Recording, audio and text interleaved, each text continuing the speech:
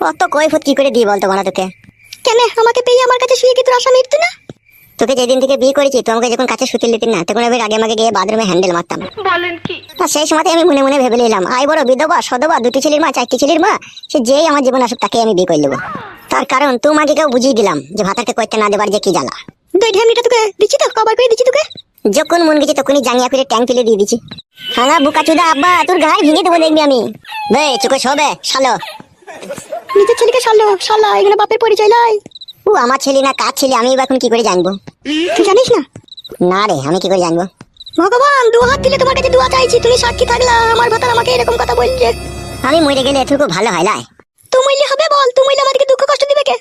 চুকে শো বাড়া, সব কথা ভালো লাগে না তোর কথা। তুই তখন ভালো লাগবেই না, তুই তো মন পড়ে আছে ওই ঢেমনির পানে। যার পানে মন পড়ে আছে আছে বাড়া, তুই চুকে শো বাড়া। আর তুই যদি না শুবি খাদা আমি শুয়ে পড়লাম। আমাদেরকে যেভাবে জ্বলাচ্ছিস তুইও ক্ষুধা জ্বালাতে